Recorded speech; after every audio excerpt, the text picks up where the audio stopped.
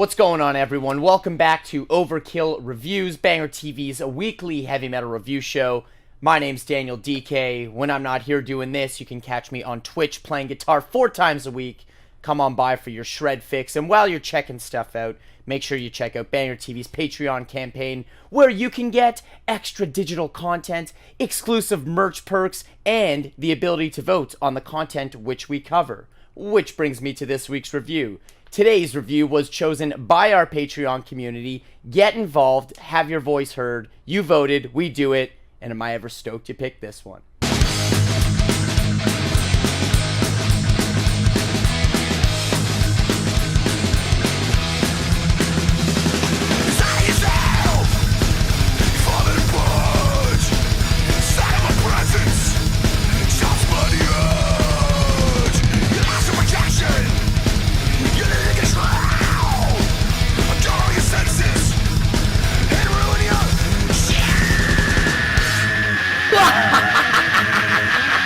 It's the raging wrath of the Easter Bunny demo, Mr. Bungle. Ipecac Recordings released back on October 30th.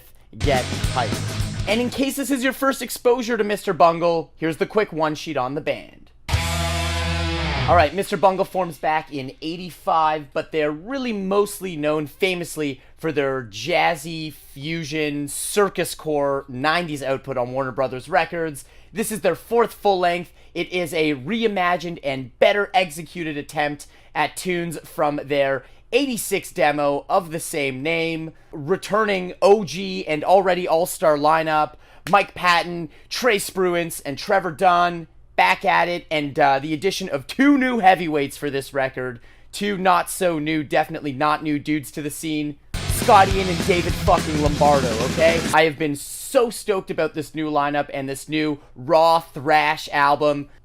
I don't know, man. I'm mega hyped. You should be too. Let's get to the review. Alright, right off the top, let's talk about the first thing that everybody notices on this record, the vocal performance. Mike Patton, the legend himself. He absolutely kills it. He's got that insane range, the full spectrum of technique, and the ability to nail all those different wacky in-between voices. He has this unbelievable ability for each line in the same verse to deliver it as a different character. And he does it so flawlessly, it's perfect. There are literally stand-out vocal moments on every single song on the record. Double thumbs up on vocals. Alright, let's talk about the 2 new guys in the band, Scott Ian and Dave Lombardo. New guys, sounds hilarious. As expected, these 2 bring their signature skills, signature sound, and absolutely world-renowned chops to the fold in a big type of way. Raping Your Mind basically sounds like a Slayer tune with the way that Dave Lombardo plays it. And Scott Ian, every time he does one of those gang vocals, I get total Among the Living thrashbacks. Drunk it! You really feel that Anthrax vibe in tunes like Sudden Death and Anarchy Up Your Anus. I'm gonna have so much fun with song titles here. Instantly has that Anthrax vibe just because of the way that Scott Ian plays the riff. Both Scott and Dave make an incredible addition to this band. Again, you feel their sound on every single song. And it's not just amazing rhythms on this record. Lead lovers rejoice. There is no shortage of leads and licks on this record. A wicked overall guitar performance with a massive standout moment in Raping Your Mind.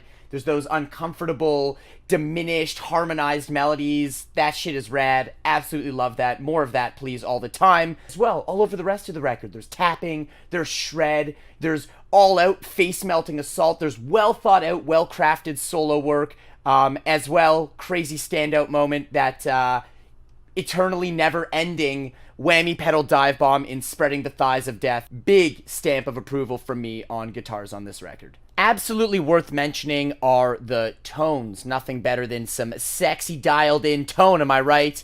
The bass and guitars both, unbelievable.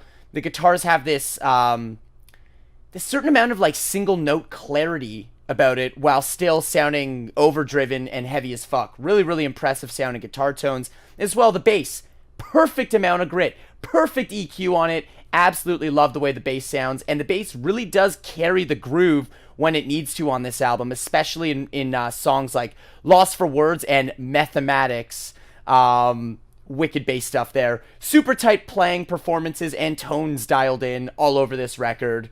More thumbs up for instruments. Compositionally, it's very interesting. There's varied song lengths, literally from 2 minutes to almost 9 minutes, and everything in between. The production is super sleek, but also heavy and angry sounding. Very, very well done, dynamically produced. Oh, the time signatures, the tempo changes, very pleasing on the ear holes. All right, what goes up must come down. Let's talk about all the stuff I didn't like on that record. Psych, there's nothing I didn't like about this record. If I have to be critical of one thing, it's the length.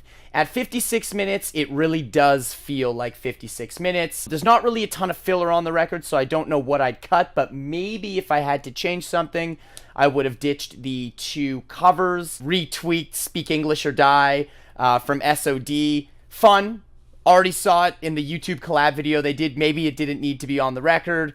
And then a ferociously faithful and amazing cover of one of my favorite Animosity era COC songs. Awesome, awesome, awesome, but maybe leave those out, throw them on an EP or something next time. 56 minutes is a lot for my thrasher brain to handle.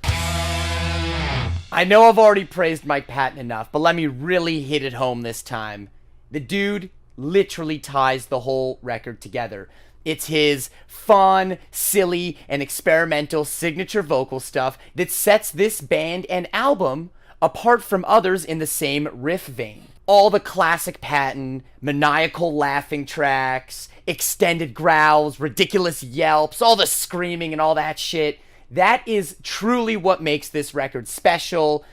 All that stuff deserves a standing ovation. Absolutely love it. You pair all that with heavy crossover, thrashy riffing, an incredibly tight production, absolutely amazing performances on all the instruments, and you've got yourself a killer record, man. These songs are so good that maybe next time they deserve a less schmaltzy album cover, maybe even a band logo on there. What do you guys think? It'll probably come as absolutely no shock to you that I'm stoked to give this record 4 out of 5 skulls. It kicks ass. Go listen to it right now. I think that's good. Oh, some shoutouts. Right. Alright, time for some shoutouts. This is music that has just been released that I absolutely think you should check out. TERMINA, Desolate SPECTER, released on October 29th. This is the brand new single with a music video accompaniment released by Nick Nocturnal. Y'all probably remember him as the winner of Shredders of Metal Season 2. What do you got? A lot of music. You guys better be ready for some music. The track is an absolute heavy banger. Check it out. Also a must-listen, HARLOTT, Detritus of the Final Age, released on Metal Blade November 13th. Aussie thrash band, absolutely one of the best bands out of Australia. I did a interview with Andrew Hudson, the lead singer and guitar player. It was posted on the channel last week. Make sure you check that out. Check out the record, support the underground, stay heavy, and I will see you guys soon.